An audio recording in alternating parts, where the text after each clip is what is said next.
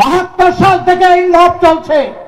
72 সালে স্বাধীন বাংলাদেশে নারীদের স্তন কেটে মালা বানিয়ে গলায় পড়েছে এমন কুলাঙ্গার এখনো বাংলাদেশে জীবিত আছে। সে নারী যেই হোক, সে আমার মা, সে আমার বোন, সে আমার মেয়ে, তার স্তন কাটা তো দূরের কথা, তার ইজ্জতে হাত দেওয়ার অধিকার আমার আল্লাহ কাউকে দান করেননি। সেগুলা কি মব ছিল না? জীবন্ত মানুষকে কুচিয়ে কুচিয়ে ব্যানার দিয়ে ক্যামেরার সামনে, মুভি ক্যামেরার সামনে হত্যা করা হয়েছে, সেগুলোও মব ছিল। তাই বলে আমরা কি মবকে সমর্থন করব? না, সমর্থন করার প্রশ্নই উঠে না। এই সকল কিছু নির্মূল পূর্ণাঙ্গ একমাত্র সমাধান হচ্ছে আল্লাহর কোরআন এবং নবী মুহাম্মদুর রাসূলুল্লাহ সাল্লাল্লাহু আলাইহি সাল্লামের শাসন। 15.5 বছর আমাদের অবস্থা আপনারা জানেন। আমাদের অনেক নেতৃবৃন্দকে খুন করা হয়েছে। দুইজন আমির, 2 জন নায়েবে আমির, 2 জন অ্যাসিস্ট্যান্ট সেক্রেটারি জেনারেল, 1 জন নির্বাহী পরিষদ সদস্য, এরকম করে একেবারে মাথা থেকে শুরু করে 11 জন নেতাকে আমাদের বুক থেকে ছিনিয়ে নেওয়া হয়েছে। আজকে জীবন্ত যে শহীদ আপনাদের সামনে দাঁড়িয়ে তার জীবনকে মহান আল্লাহর জন্য ওয়াকফ করে দিলেন এবং বাংলাদেশের জনগণের জন্য কাজ করার যে আকাঙ্ক্ষা ব্যক্ত করলেন, আমাদের ওই সমস্ত নেতৃবৃন্দ বেঁচে থাকলেও বাংলার প্রতিটি প্রান্তরে ঘুরে ঘুরে আজকের এই হতাশাগ্রস্ত জাতিকে তারা আশা জাগা নিয়ে কথা বলতেন। তারা জাতিকে নতুন করে পথ দেখাতেন। এই অন্ধকার থেকে বের হয়ে আসার উপায় কি? 15.5 বছর আমাদের সাথে যা করা হয়েছে সব আপনারা জানেন। আমি এই চর্বিত চর্বণে যাচ্ছি না। তারা অনেক মানুষকেই খুন করেছে, আবার আল্লাহর ইচ্ছায় অনেককে তারা খুন করতে পারেনি। আমার সম্মানিত ভাই এটিএম আজহারুল ইসলাম বলেছেন, রাখে আল্লাহ মারেকে, কিন্তু আরেকটা তিনি বলেন নাই, ধরে আল্লাহ ছাড়ে খে। আল্লাহ তাআলা সহজে ধরেন না, কিন্তু ধরা খাইলে তার চঙ্গল থেকে কেউ বাঁচে না। আজকে আমি যখন সৈয়দপুর এয়ারপোর্টে নামলাম, কিছু সাংবাদিক বন্ধু আমাকে ঘিরে ধরল। আমি বললাম, ভাই আজকে তো কথা হবে জনসভায়, এখানে কথা না বলি।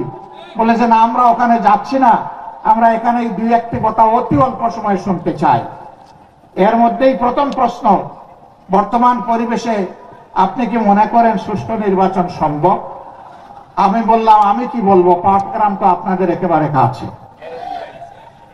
পাটগ্রামে কি হচ্ছে কি হয়েছে আপনারা দেখতে পাচ্ছেন। আর শুধু পাটগ্রাম নয়, সারা বাংলাদেশকে এখন পাটগ্রাম বানিয়ে ফেলছে একদল লোক। এই অবস্থায় সুষ্ঠু নির্বাচনের কল্পনাও করা যায় না।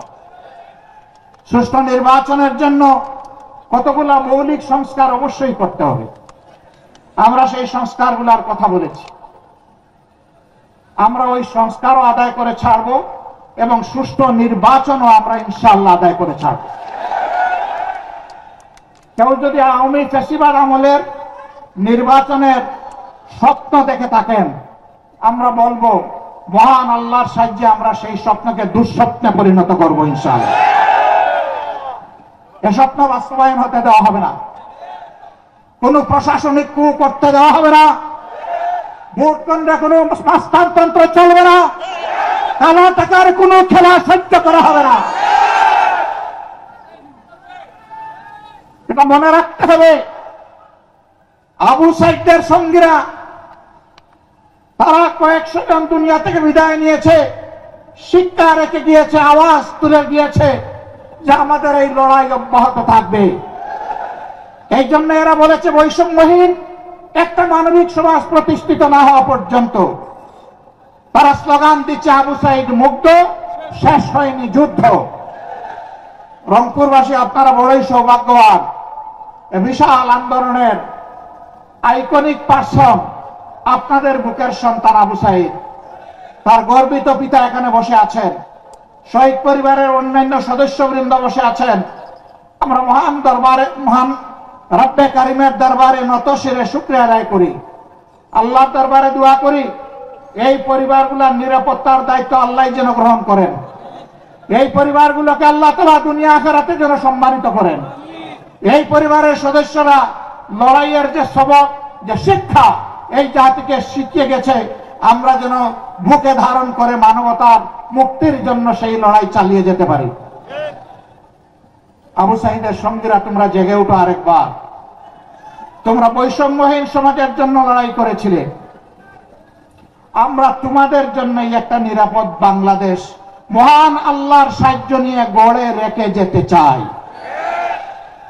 যুবকদের হাতগুলা সামনে যেন মজবুত থাকে।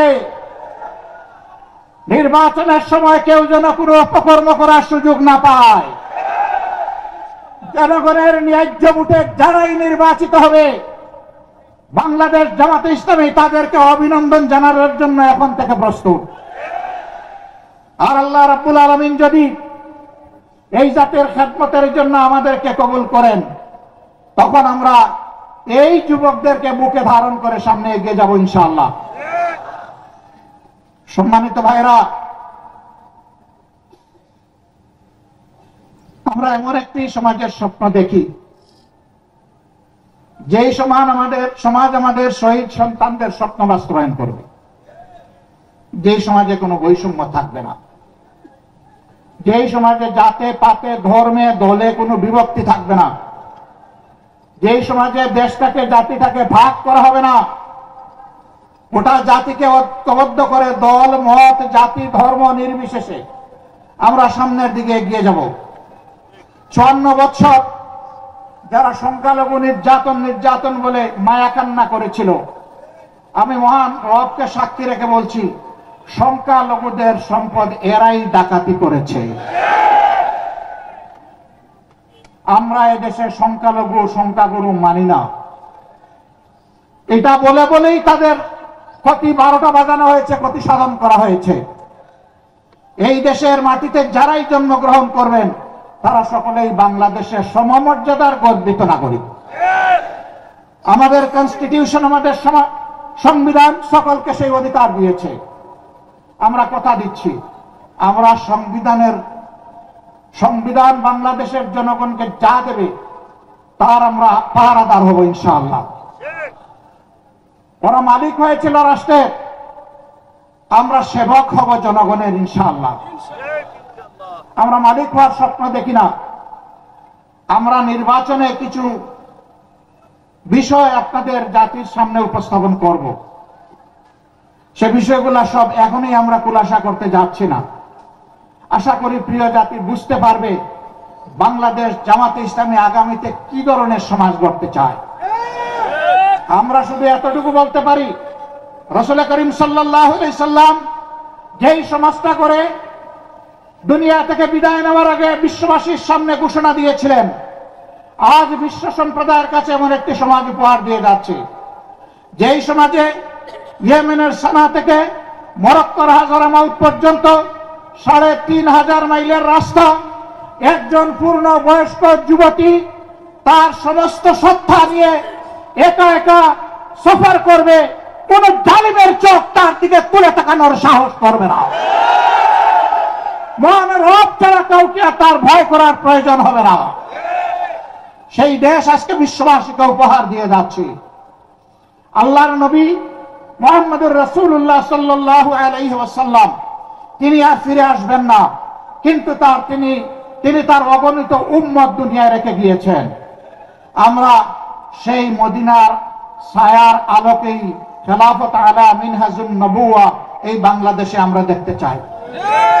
খেলাফতের নাম শুনলে, শরিয়ার কথা শুনলে অনেকে গায়ের লোম খাড়া হয়ে যায়, কারণ তাদেরকে শোনানো হয় ঘর থেকে বের হইতে পারবা না, মন মতো পোশাক পরিচয় তোমরা পড়তে পারবা না, এবং তোমরা যা ইচ্ছা তাই বলতে পারবা না, করতে পারবা না।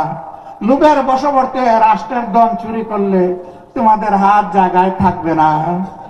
যদি তোমরা কোন পরনারীর ইজ্জত লুণ্ঠন করো তাহলে তোমাদের জীবন রক্ষা পাবে না। এই কথাগুলা তাদেরকে শোনানো হয়। সঠিক, কিন্তু কেন, কিভাবে?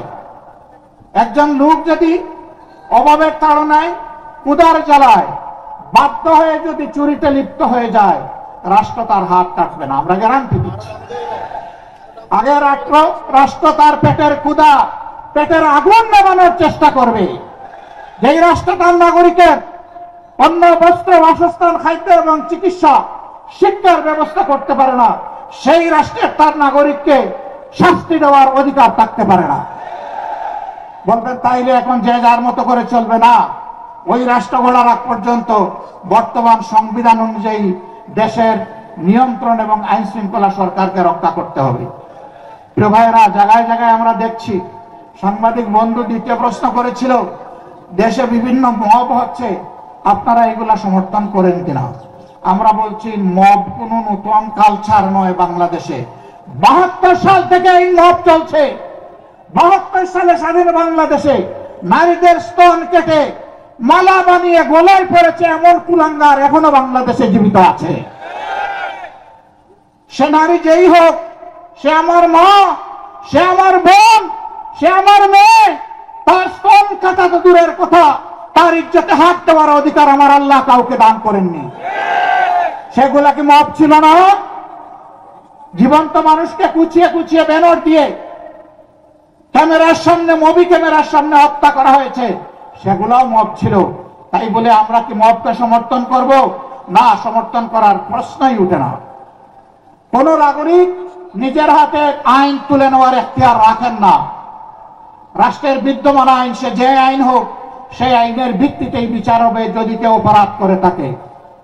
অপরাধের বিচার করার দায়িত্ব জনগণের নয়, এই দায়িত্ব বিচার বিভাগের, সরকারের পক্ষ থেকে বিচার বিভাগ এবং সরকারকে, নির্বাহী বিভাগকে মিলেই বিচার নিশ্চিত করতে হবে। 24-এর গণবিপ্লবে, গণ আন্দোলনে যারা নিহত হয়েছেন, যারা ক্রিটিক্যালি ইনজিওর্ড হয়ে আহত হয়েছেন, যারা পঙ্গু হয়েছেন, যারা মেরুদণ্ডে বুলেট বিদ্ধ হয়ে জীবন্ত লাশ হয়ে নিজের ঘর কিংবা হাসপাতালের বিছানায় পড়ে আছেন, এখনো তাদের চিকিৎসা আমরা দিতে পারিনি। এই উপকর্মে যারা সরাসরি জড়িত ছিল, তাদের বিচার এদেশের জনগণ দেখতে চায়। তাদের বিচার যদি হয়, তাহলে ভবিষ্যতে কেউ কোনো দলকে তুষ্ট করার জন্য জনগণের উপর এই ধরনের নোংরা হামলা চালানোর আর দুঃসাহস দেখাবে না। আর যদি বিচার না হয়, তাহলে অবিচারের সংস্কৃতির কারণে বাংলাদেশ একটা জঙ্গলে পরিণত হবে। আমরা কি আমাদের দেশকে জঙ্গলে পরিণত করতে দেব? প্রশ্নই উঠে না। সম্মানিত ভাইয়েরা, আগামী নির্বাচনকে সামনে রেখে বহু ধরনের ষড়যন্ত্র আমরা লক্ষ্য করছি, বহু ধরনের কথাবার্তা ময়দানে শুনতে পাচ্ছি, বহু ধরনের ইঞ্জিনিয়ারিং এর আলামত বুঝতে পারছি। আমরা সবাইকে স্মরণ করিয়ে দেই, এই শেখ হাসিনা, তার হাতে সকল বাহিনী ছিল, দুর্দণ্ড প্রতাপ ছিল, জায়গায় জায়গায় নিজের লোক বসিয়েছিল, ক্যাডার মাস্তানদের দিয়ে রাষ্ট্র পরিচালনা করেছিল। কিন্তু যখন জনগণের জাগরণ, জনগণের বিস্ফোরণ যখন হয়েছে, তখন কি তাকে আর কেউ রক্ষা করতে পেরেছে? তাহলে যেই জনগণ এত মূল্য দিয়ে একটা পরিবর্তন এনেছে, সেই জনগণ আরেকটা ফেসিবাদ কায়েম করতে দিবে না ইনশাআল্লাহ। আমরা আপনাদেরকে কথা দিচ্ছি, ফেসিবাদ বিরোধী এই লড়াই ততদিন চলবে যতদিন প্রিয় দেশের বুকে ফেসিবাদের সামান্য চিহ্ন বর্তমান থাকবে। ফেসিবাদকে নিশ্চিহ্ন না করা পর্যন্ত আমাদের লড়াই কেউ থামাতে পারবে না ইনশাআল্লাহ। আর আমরা বিশ্বাস করি, এই সকল কিছু নির্মূল পূর্ণাঙ্গ একমাত্র সমাধান হচ্ছে আল্লাহর কোরআন এবং নবী মুহাম্মদুর রাসূলুল্লাহ সাল্লাল্লাহু আলাইহি সাল্লামের শাসন। এর বাইরে মুক্তির, শান্তির, ইজ্জতের, নিরাপত্তার কোনো রাস্তা নেই। রাস্তা একটাই, সেই রাস্তায় আজকে সমস্ত দেশপ্রেমিক এবং ইসলামী দল এক স্রোতে মিলিত হচ্ছে। আপনারা দোয়া করুন, এই স্রোতের প্লাবন সমাজের সমস্ত আবর্জনাকে যেন ভাসিয়ে নিয়ে যায়, কিছুই যেন না থাকে। থাকবে শুধু এই দেশের সৎ এবং সত্যপন্থী লোকেরা। সে যে ধর্মের লোক হোক, যে দলের লোক হোক, কোনো আপত্তি নাই। এইখানে কোনো দুষ্কৃতিকারীকে আর প্রশ্রয় দেওয়া হবে না ইনশাআল্লাহ। সম্মানিত ভাইরা, আজকে আমরা বিভিন্ন জায়গায় যা দেখতে পাচ্ছি, এখানে ওখানে বিভিন্ন আক্রমণ, এবং আইন শৃঙ্খলা বাহিনীকে কাজ করতে না দেওয়া। আমরা আইন শৃঙ্খলা বাহিনীকে বলি, অতীতে যারা অপরাধ করেছে তাদের ব্যাপার রাষ্ট্র দেখবে। এখন আপনারা যারা দায়িত্বে আছেন, আপনারা দায়িত্ব পালন করুন। আপনারা ন্যায়ের পথে থাকবেন, আপনারা অন্যায়ের বিরুদ্ধে ব্যবস্থা নেবেন। জনগণ আপনাদের পাশে দাঁড়িয়ে আপনাদেরকে শক্তি যোগাবে ইনশাআল্লাহ। আমরা আপনাদের পাশে থাকব, কিন্তু অন্যায় করতে দেখলে সবার আগে আমরাই কিন্তু প্রতিরোধ গড়ে তুলব। অতএব অন্যায়কারীদের পক্ষ নেবেন না, ফ্যাসিস্টদের পক্ষ নেবেন না, জনগণের পক্ষে থাকবেন, কারণ জনগণ আপনাদেরকে রাষ্ট্রের এই দায়িত্ব দিয়েছে। অতএব জনগণের বিরুদ্ধে যারা যায় তাদের কি পরিণতি হয়েছে সেদিকে একটু তাকালেই চলবে। আমরা চাই না বারবার এই দেশে একই পরিণতি যেন আরো কিছু মানুষকে ভোগ করতে হয়, বরঞ্চ আমরা চাই প্রিয় দেশে সকল শ্রেণী পেশার মানুষ একত্রিত হয়ে আমরা দেশটাকে সামনের দিকে এগিয়ে নেব ইনশাআল্লাহ। সে দেশটা কেমন হবে? সেই দেশের যুবকরা বেকারত্বের অভিশাপে ইনশাআল্লাহ ভুগবে না। আমরা তাদেরকে নৈতিক এবং বাস্তবিক এমন শিক্ষা তাদের হাতে তুলে দিতে চাই যে শিক্ষা শেষ সাথে সাথে তার হাতে আসবে একটি কাজ। তিনি উদ্যোক্তা হতে পারেন, আবার কোনো জায়গায় চাকরিও করা লাগতে পারে। যার জন্য যেটা প্রযোজ্য তার হাতে ইনশাআল্লাহ এটা পৌঁছে যাবে। জিজ্ঞাসা করবেন এমন দেশ বাংলাদেশে আসমানের জমিনে আছে কিনা? এমন দেশ একটা দুইটা নয়, শত দেশ এইরকম আছে। তারা সার্টিফিকেট দেখে না, তারা ছাত্রদের ক্রেডেনশিয়াল নিয়ে যায়, ওখান থেকেই দিয়ে দেয়। আমাদের দেশেও তাই হবে। মা বোনদের কি হবে? 1.5 মনোজনের থালা কি সকল দরজায় ঝুলবে যে তারা বের হতে পারবে না? নৌ, তাদেরও যাদের প্রয়োজন আছে, যোগ্যতা আছে, প্রয়োজন এবং যোগ্যতা অনুযায়ী এই সমাজের উন্নয়নে সমান তালে তারাও ভূমিকা রাখবে ইনশাআল্লাহ। সেদিন দুইটা জিনিস বাড়তি পাবে, একটি তাদের মর্যাদা, আরেকটি তাদের নিরাপত্তা। এখন মর্যাদাও নাই, নিরাপত্তাও নাই, দুইটা তাদের হাতে তুলে দেওয়া হবে ইনশাআল্লাহ। আমরা যারা দুর্নীতিবাজ এরা আবার আমাদেরকে একটু ভয় পায়, কই বাবা এরা আসলে আমরা বাঁচবো কেমন? যেভাবে রাষ্ট্রের সাধারণ জনগণ বাঁচবেন সম্মানের সাথে, ঠিক একইভাবে আপনারাও বাঁচবেন সম্মানের সাথে। আপনি যা পাবেন তাই দিয়ে ইনশাআল্লাহ সম্মানের সাথে আপনার সংসার চলবে। এখন দুর্নীতি করতে গিয়ে এমন ভাবে করেন যে শেষ পর্যন্ত কলাপাতায় ঘুমাইতে হয়, এইটার দরকার পড়বে না ইনশাআল্লাহ। একজন বিচারপতি কলাপাতায় ঘুমাইছে না, ওটার প্রয়োজন হবে না।